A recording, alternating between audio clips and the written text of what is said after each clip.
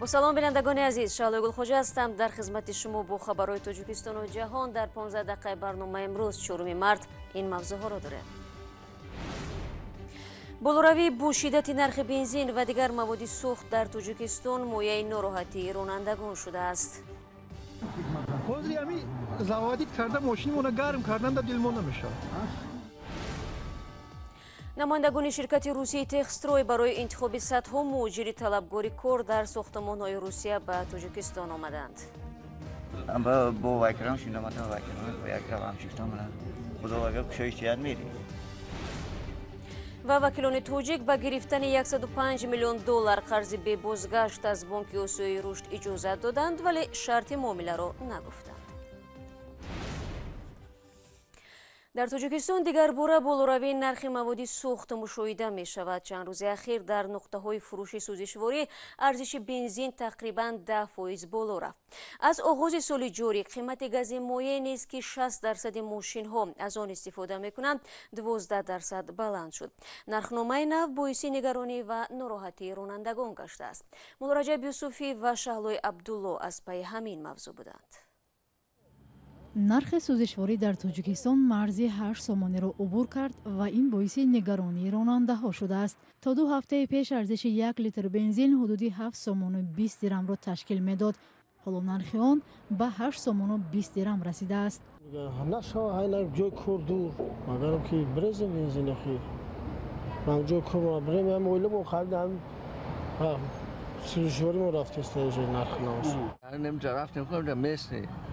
бо айс магарам бо як аз гап гирим барем банавда пакривар мекунам агар нагирӣ намекунам. дар нуқтаҳои фурӯши сӯзишворӣ сабаби якбора боло рафтани нархро дақиқан шарҳ надода таъкид карданд ки қимати сӯзишворӣ ба онҳо бастагӣ надорад. баъзе аз фурӯшандаҳо гуфтанд сӯзишворӣ дар хориҷ аз кишвар гарон шудааст ва бо назардошти хароҷотҳои интиқолӣ доранд. парвози нархи маводи сӯхт ба кору зиндагии ронандаҳо зарбаи худро расонид. зиндагимона пеш бурда наметавонем бигем мешавад. бо ягон кори ягон хеш таборам карданда як бетанқисӣ мерафтим меомадем. баро ки арзон ҳозир ами заводит карда мошинимона гарм карданда дилмо намешавад. гарм накарда ай карда рафтан мегирем. иқтисоддонҳо мегӯянд интиқоли тамоми молу маҳсулоти тоҷирон бо нақлиёт сурат мегирад ва бо таваҷҷӯҳ ба ин гаронии нархи сӯзишворӣ ба тамоми бахшҳои зиндагии мардум таъсир мегузорад. намояндагони хадамоти зидди инҳисории тоҷикистон ки масъули назорати нархҳо дар кишваранд далели афзоиши нархи маводи сӯхтро ба коҳиши интиқоли он аз қазоқистон ва гаронии он дар бозори беруна рабт доданд. дар ин ниҳод гуфтанд нархҳо беасос боло нарафтаанд. ҳарчанд ҳамсоҳбатони мо бовар доранд ки бозори сӯзишворӣ дар тоҷикистон монополия шудааст. конкурент бисёр ки боша баъд якдигар қайти баҳс мекунанд мумкин арзон мешавад чи. маводи сӯхт ба тоҷикистон асосан аз русияву қазоқистон ворид мешавад. бино ба иттилои расмӣ соли 2020 ба кишвар 234 000 тонна бензин ва 298 000 тонна сӯзишвории дизелӣ ворид шудааст. ҳангоми таҳияи ин гузориш ҳамкорони мо ҳадафи ҳамла ва зарбулат қарор гирифтаанд. дар ҳоле ки онҳо назари як ронандаро ба гарон шудани сӯхт наворбардорӣ мекарданд, як корманди ширкати соро ойл аз онҳо қатъи наворгириро талаб карда ва наворбардори мо шаҳлои абдуллоро ба зарб тела доду пеши роҳи дурбини видеоро гирифт. дар ҳоле ки ҳамкори дигари мо муллораҷаб юсуфӣ аз ин амалкард эътироз намуд, ин мард ба муллораҷаб ҳамла намуд ва ба ҷоғи ӯ муш зад. дар гузашта низ чунин бархурд ба хабарнигорони радиои озодӣ борҳо рух додааст ва эътирози шадиди раҳбарияти радио ва муштариёни онро ба миён овардааст. воқеаи ахир мавриди тафтиши пулис қарор гирифтааст. барномаро идома медиҳам. як ширкати бинокории русия дар тоҷикистон коргар меҷӯяд. дар вилояти суғд аллакай номнависии хоҳишмандон оғоз шуд. ҳангоми интихоби коргарон намояндагони ширкат бартариро ба мутахассисон ва онҳое медоданд ки дар кори сохтмон таҷрибаи кофӣ доранд. фарзон муҳаммадӣ мегӯяд интизор меравад муҳоҷирони меҳнатӣ то моҳи оянда ба таври созмонёфта вориди русия шаванд. ширкати русиягии техстрой ки ба сохтмони бинову иншоот дар шаҳри Москав машғул аст, дар пайи баста будани мардҳо ва нарафтани муҳоҷирони меҳнатӣ худ ба ҷустуҷӯи қувваи корӣ ба Тоҷикистон омадааст. حدود 15 نفر از نمایندگان شرکت از آغاز ماه مارس در شهر خوجند با آن نفرانی که نیت کار را دارند صحبت انفرادی میگذرانند و از روی طلبات کاری خود کارگران را نامنویس میکنند. شرکت در حقیقت شرکتی یعنی طولی چند سال هاست که با کار و فعالیت از حساب جلب قوی کاری از آسیا میانه و این جمله جمهوری تاجیکستان فعالیت میبرند. بعد اجازت شد. البته این همه در دایره حقوقی است. از روی درخواست پیشکی شرکت از تاجیکستان به 1000 استای خشتزن، دوریدگر، بتانکار، تعمیرگر بنا و دیگر نمود کارهای ساختمانی نیاز دارد. نمایندگان شرکت میگن اساساً به کارگران دارای حجت اختصاصی کار دارند، ولی اگر تجربه زیادی کاری داشته باشد هم میتوانند به کار گیرند. من 6 سال 7 سال عمر رفتم و بعد این کسی باشم نرفتم. اما با وکران شدم تا وکران و یک روام شفتم من خدا اگر کشایش یاد میریم. یک مسئول این شرکت گفت ماهانه کارگران از 23000 روبل آغاز می شود، ولی تا 90000 روبل برای راهگیری و گرفتن پتنت پیش پرداخت می کنند. همچنین شرکت موظف شده است که کارگران را با جای زیستی رایگان و در وقت کرانتین 14 روزه با خوراک تأمین نماید. نور محمد و عبدالسمید دو ساکن شهر استرافشان الکی از آزمون انتخاب کارگر گذشتند. آنها حدود 20 سال باز به روسیه می رفتند ولی بیشتر از 1 سال این جانب نتوانستند سفر کنند. در екатеринбург یا در پیتر تا مسکو ما همه جا کار کردیم. اینها گفتن که 2 ماه مهلتی تجربه بعد از 2 ماه مثال شما خودتون رو خوشرو معرفی نمایید آهسته مبلغتون بلند میشه. قرار است این مهاجران مهنتی تا ماه می در منطقه‌های ساختمانی شرکت به کار شروع کنند. مسئولان شرکت میگویند از این پیش 5000 مهاجران کاری ازبک را نیز طبق پرسش انتخاب کرده و الکی بر روسیه بردند.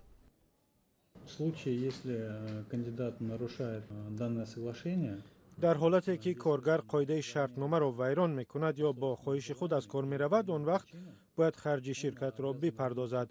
بعد از کار رفتن اقامت وی در حدود فدراسیون روسیه غیر قانونی حسابیده می شود. Территорию Российской Федерации продолжает находиться. Пребывание на территории Российской Федерации его является незаконным. روسیه میزبان اساسی مهاجران کاری تاجیک است. تا زمان پاندمی آنها از روسیه سالانه به تاجیکستان بیشتر از 2 میلیارد دلار میفرستادند. اما به اطلاع رهبریت بانک ملی امسال مهاجران 6.3% کمتر پول فرستادند. در حالی که مقامات تاجیکستان آمار مهاجران تاجیک را در روسیه کمتر از 0.5 میلیون نفر میگویند، مقامات روسیه این رقم را بیشتر از 1 میلیون میدانند. سالانه از تاجیکستان صدها هزار نفر برای کار به روسیه می روند و درماندن مردم زیاد در کشور سبب افزودن بیکاری و کم شدن درآمد عائله ها در تاجیکستان شد. فرزان محمدی، رادیو آزادی، شهر خوجند. شما برنامه خبری رادیو آزادی رو تماشا دارید. شرکت عظیم مخابراتی گوگل خود را در کمیته اندوزی تاجیکستان ثبت نام کرده است و من بعد از خدمات پولی که به شهروندان کشور میرساند اندوز خواهد داد. قبلا شبکه اجتماعی فیسبوک که در تاجیکستان کاربران زیاد دارد خود را به حیث اندوز دهنده نامنویس کرده بود. همکارم عبدالله اشورов به تحقیق این موضوع مشغول است و حالا با ما در استودیو قرار دارد. عبدالله، نخست بگو که برای کاربران عادی توجیک چی تغییر می‌یابد؟ آیا از آنها نیز اندوز تونده می شود؟ شهلا، برای کاربران عادی که رسما صاحب کار نیستند و یا به نام خود شرکت ثبت نام نکردند تقریبا چیزی تغییر نمی‌یابد، بجز از بلاگران که البته همکنون عهدهدار شدند از درآمد خود اندوز سپارند. ولی اگر شخص رسما صاحب کار باشد و از خدمات گوگل و مانند این شبکه‌ها عموما خدمات آنلاینی پولکی استفاده برد، ناظرات اندوز آنها را اگنت اندوز اعتراف میکند. این به معنای است که اندوز از ارزش اضافه شده را این صاحبکار خود باید به مقامات اندوز سپارد، نه گوگل. در رابطه با شرکت ها، تشکیلات و یا سازمان های داخلی و خارجی عین چنین قاعده عمل میکند. یعنی اگر شرکت یا سازمان از خدمات پولکی شرکت های مخابراتی خارجی به مثل گوگل، فیسبوک استفاده برد و برای این به این شرکت ها پول دهد، عهدهدار می شود که اندوز این خدمات را خود مستقیما به بودجه تاجیکستان سپارد. ضمن شهلا اینجا میخواهم یادآور شوم که تقریبا 6 سال پیش بک صبور رئیس خدمات علاقه تاجیکستان در یک صحبت احساسی گفته بود که آیا فیسبوک صاحب دارد در تاجیکستان انداز میسپارد یا نه.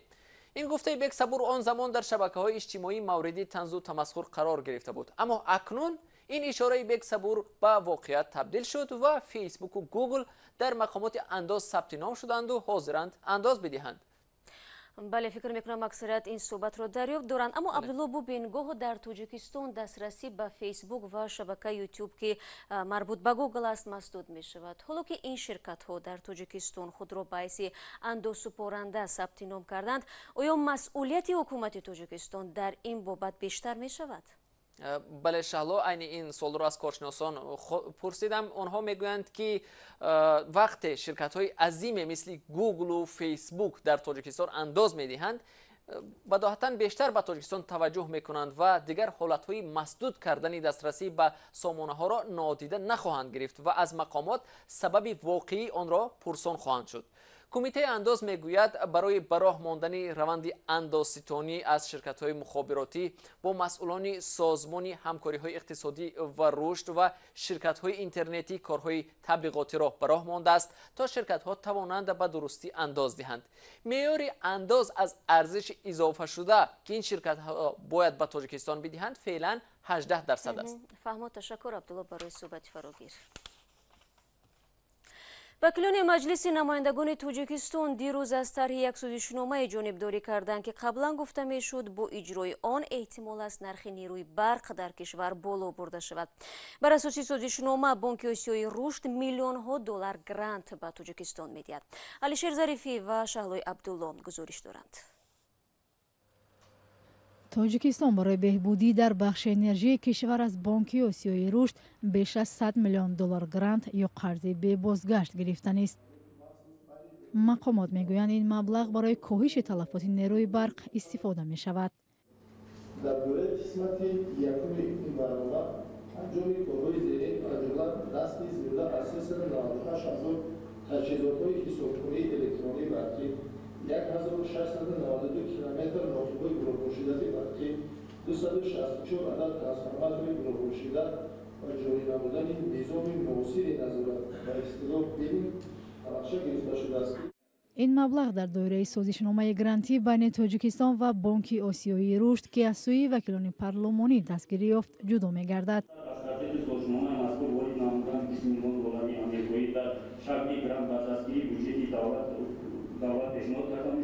هرچند وزیر مالیه تاکید نمود که مبلغ‌های گرانتی هدفمندانه استفاده خواهند شد، برخی کارشناسان از شفاف نبودن کار در این بخش اظهار نگرانی می‌کنند. کلینتو گذارانان توسط بانک شود. به طور دستی جمع کردن پول از بانک باید رود تماما. این یک جمعشون این که هم کسانی جمع میکنن آمده باید شد چکوبه یک باید میکنند کمی زیرانی وارد میکنند. جلب میلیون ها دلار گرانت برای بهبودی بخش انرژی در حالی است که حالا در منطقه های کشور رسما شبانه لیمیت برق جاری است و با گرم شدن هوا هنوز این محدودیت ادامه دارد. مسئولین شرکت برق تاجیک ماه فوریه ضمن یک نشست خبری گفتند که روزهای نزدیک درباره پورا برطرف شدن لیمیت برق رسانی خبر می‌دهند. بنا به آمار رسمی سال 2020 سطح تلفات نیروی برق در شرکت برق تاجیک به 16.6% برابر بوده است. مسئولین پیوسته تاکید می‌کنند که برای کم کردن سطح تلفات نیروی برق تدبیرها می‌اندیشند، اما دزدی برق از سوی کارمندان بخش انرژی کشور بارها رسانه‌ای شده است.